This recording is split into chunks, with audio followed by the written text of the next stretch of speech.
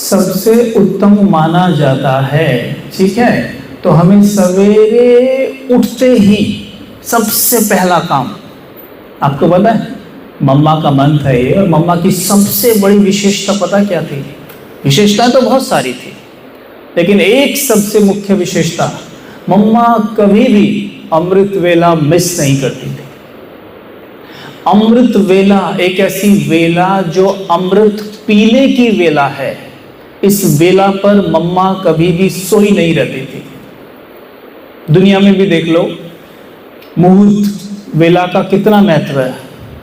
जैसे हमें कोई कार्य करना है, शुभ कार्य करना, तो पंडित जी को बुलाते हैं, पंडित जी आते हैं, कहते हैं पंडित जी कोई शुभ मुहूर्त देखकर बताइए कि ये काम हमारा हो जाए। तो पंडित जी मुहूर्त देख के बताते हैं कि 9 तारीख के 2 बजे अगर ये काम करेंगे तो हो जाएगा। उस काम को सिद्ध करने के लिए हम रात दिन एक कर देते हैं, पंजे के बल खड़े रहते हैं कि शुभ मुहूर्त ये है, ये मुहूर्त मिस नहीं होना चाहिए। यस और नो, है ना? रात दिन एक कर देते हैं ना, क्यों? केवल एक छोटे से काम की सफलता के लिए, राइट। और ईश्वर ने हमें एक ऐसी मुहूर्त दी है जिसको हम कहते हैं ब्रह्म मुहूर्त, अमृत वेला। एक ऐसी मुहूर्त जब हम अपने पूरे भाग्य को ही बदल सकते हैं।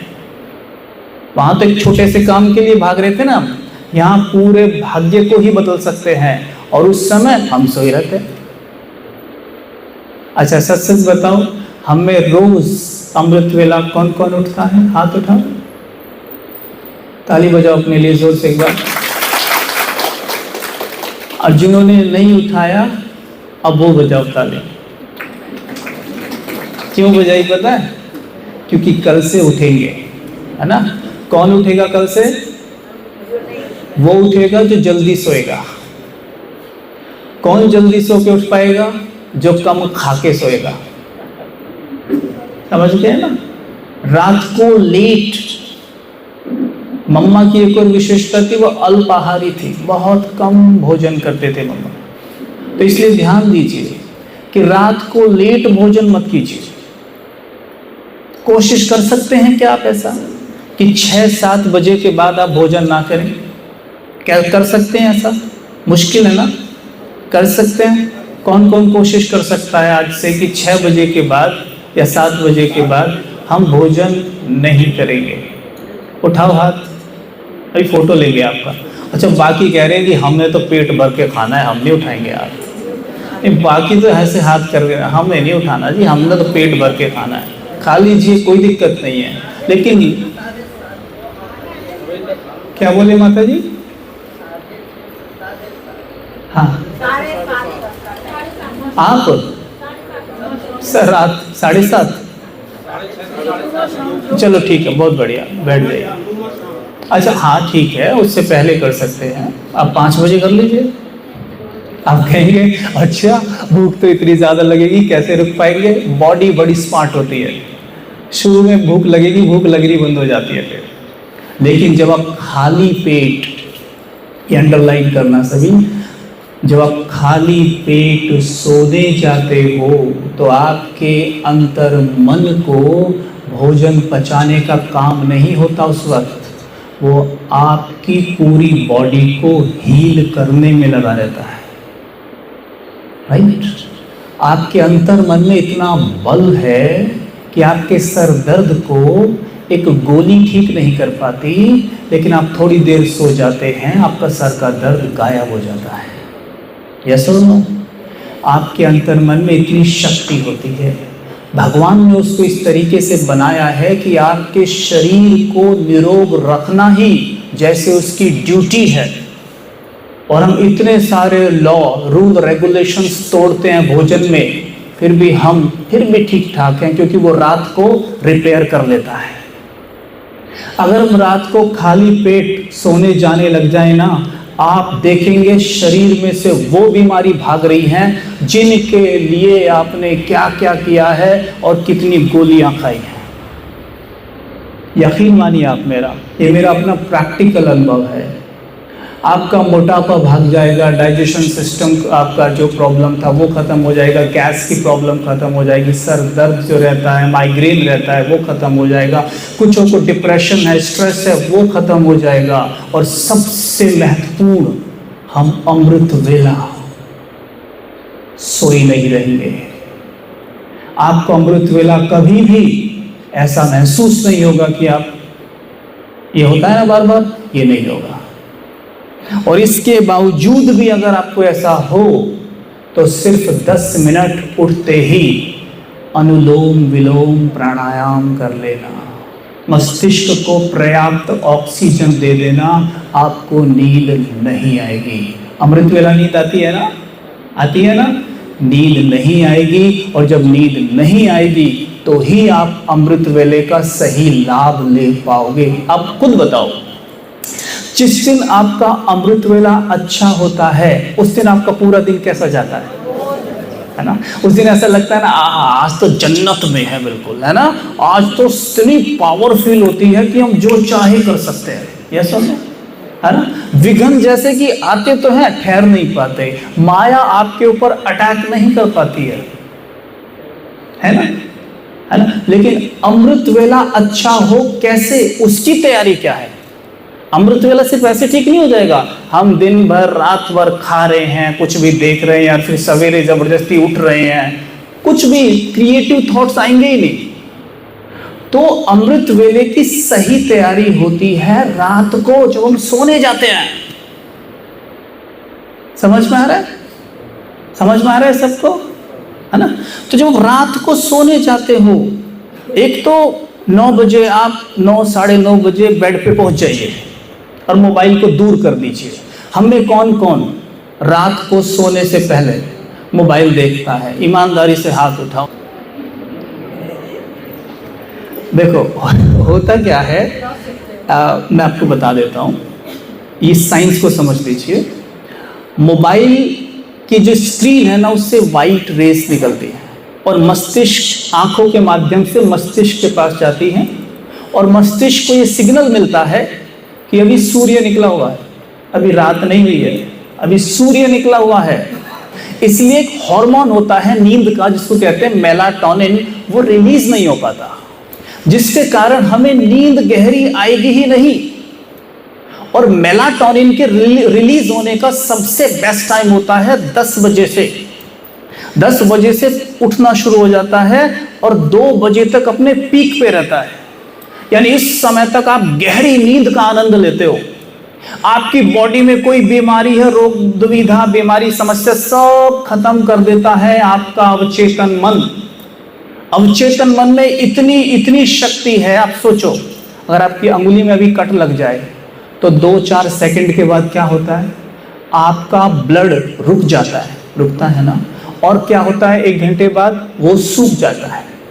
यानी कि अवचेतन मन को इस तरीके से बनाया गया है कि वो आपकी बॉडी को स्वस्थ रखे ही रखे, बशर्ते हमारे सर पे कोई पाप का बड़ा बोझ ना हो। तो अगर पाप का बड़ा बोझ हो ना, तो अवचेतन मन उस पाप के बोझ को आपके सर से उतरवाने के लिए आपका एक्सीडेंट तक करा सकता है।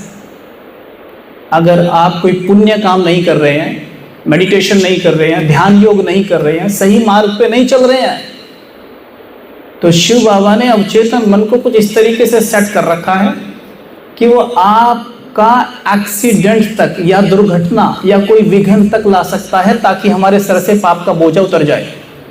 जैसे जब आपको कोई बीमारी आती है तो हम क्या करते हैं अक्सर, बताओ? जैसे मानो आपको कोई बीमारी आ गई, हम क्या करते हैं उस वक्त? भाई लोग अपने अनुभव से बताओ, जब आप बीमार होते हो तो क्या करते हो? डॉक्टर के अलावा एक काम कॉमन जो सब करते हैं वो कौन सा है? अच्छा, भगवान को याद करते हैं। भगवान को योग करते हैं या वियोग करते हैं उस वक्त? कौन कौन सच बताना अपने आप से कि जब हमें बीमारी आती है हम सबको कोसते हैं, अपनी किस्मत को कोसते हैं, शरीर को कोसते हैं, लोगों को कोसते हैं, सिचुएशंस को कोसते हैं ना, कोसते हैं। लेकिन आपको पता है बीमारी हमारी बहुत बड़ी मददगार बन के आती है। जो हमने रूल रेगुलेशंस तोड़े हैं, पाप कर्म किए हैं, तो बीमारी कहती है मेरे को जाना पड़ेगा इसके सर से पाप के बोझ को कम करने के लिए।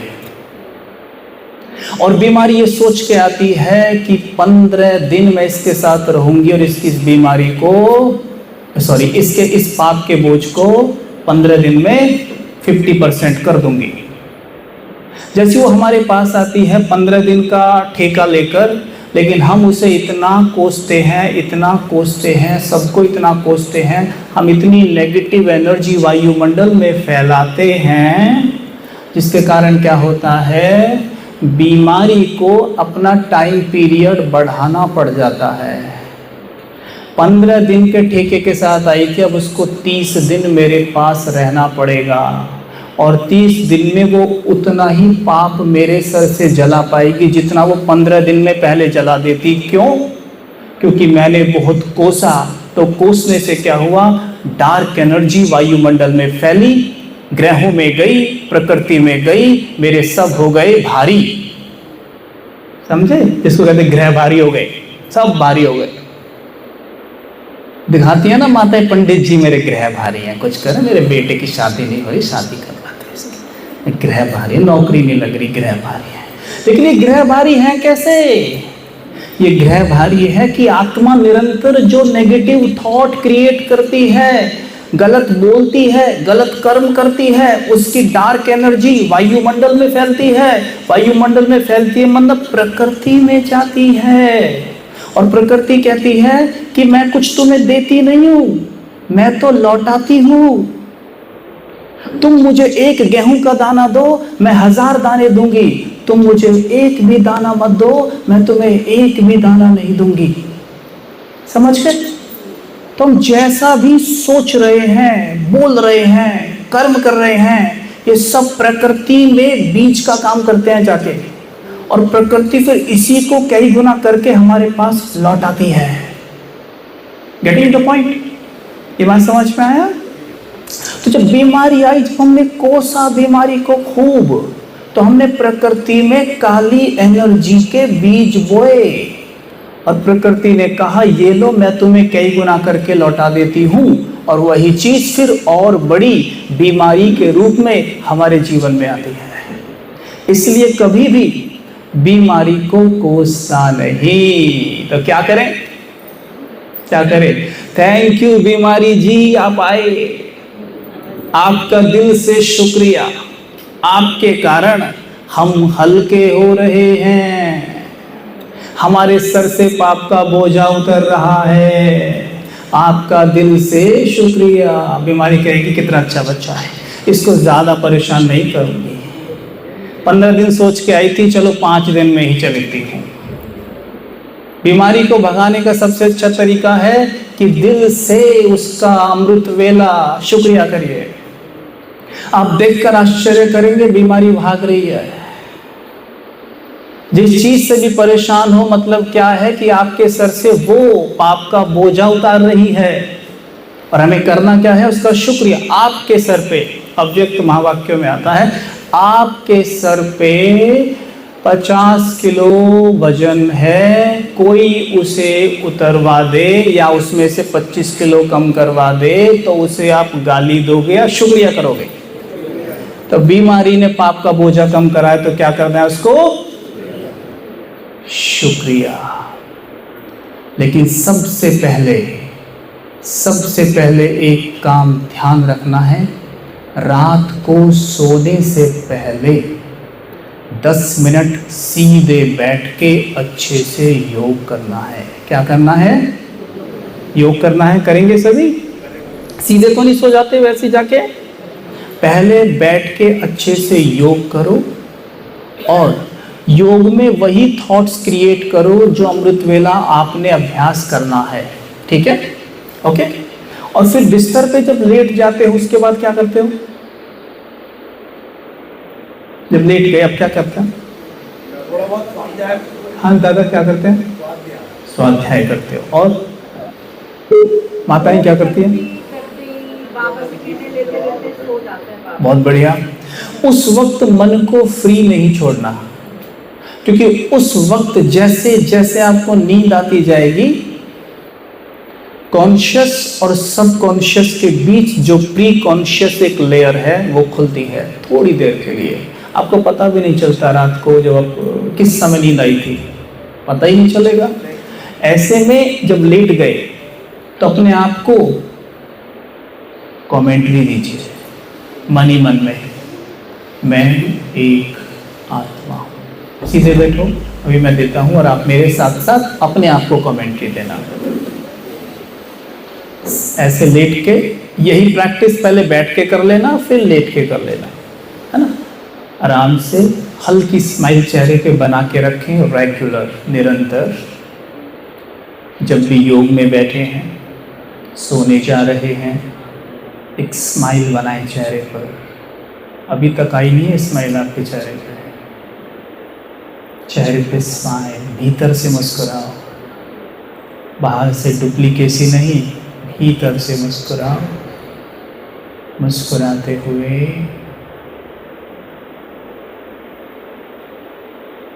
अपने आप से कहो, मैं एक आत्मा हूँ, मैं एक आत्मा हूँ, मैं ये शरीर नहीं हूँ, शरीर को चलाने वाली एक शक्ति हूँ, मैं एक आत्मा हूँ।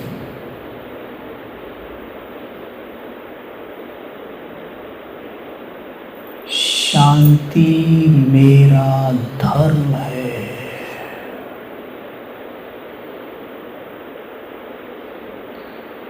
शांति मेरा नेचर है। अच्छे से देखें भीतर, सर के भीतर।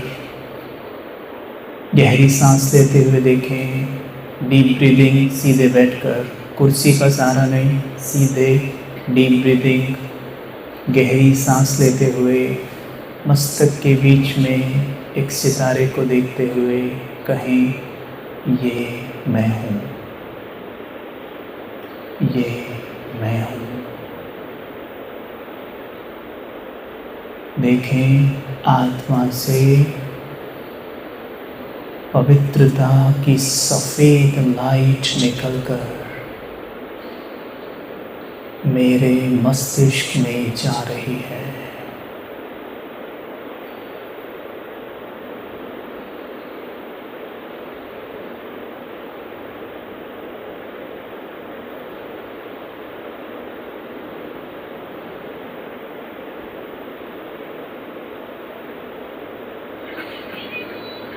मेरे पूरे सर में फैल रही है।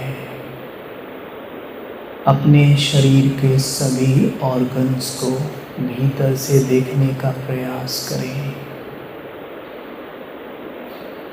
आँख, कान, नाक, मुख, मस्तिष्क, जिस पर भी दृष्टि पड़ रही है, सब पवित्र हो रहे हैं। बुद्धि के नेत्र से मैं शरीर के सभी अंगों को देख रहा हूँ।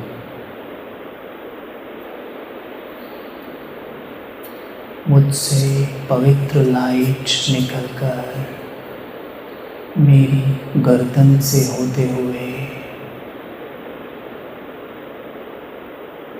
मेरे कांधे, लंग्स, चेस्ट, हार्ट, पाचन तंत्र,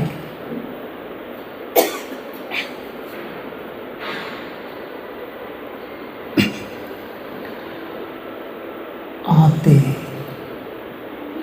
लीवर, सब पे जा रही है।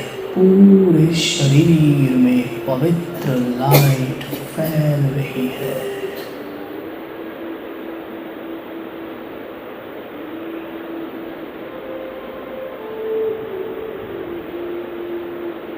सर से लेकर नाभि तक शरीर में सफेद लाइट फैल गई है।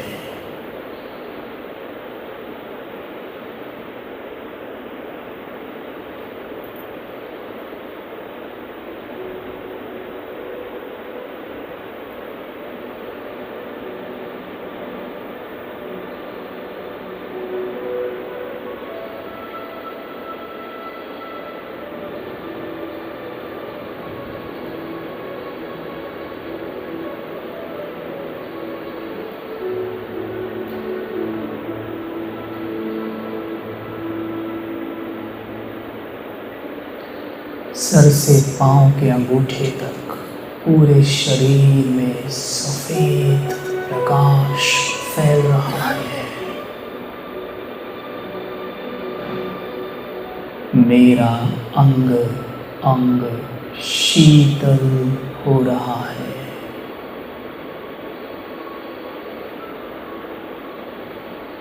गहरी सांस लेते हुए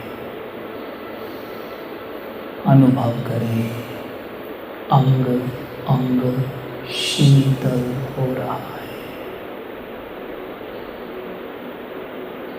डीप ब्रीदिंग, धीमे से सांस लें, धीमे से छोड़ें। मैं पवित्रता का फरिश्ता हूँ।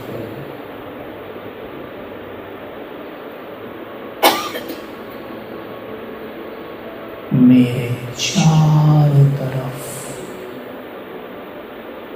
पवित्रता का तेज फैल रहा है।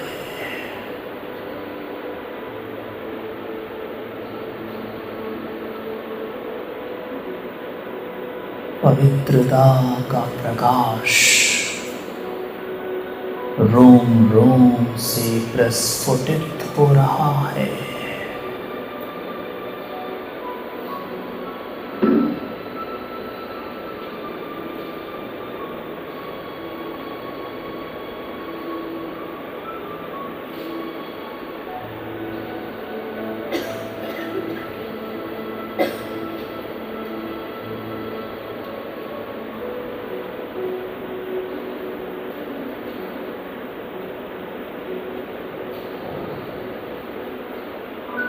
ओम शांति।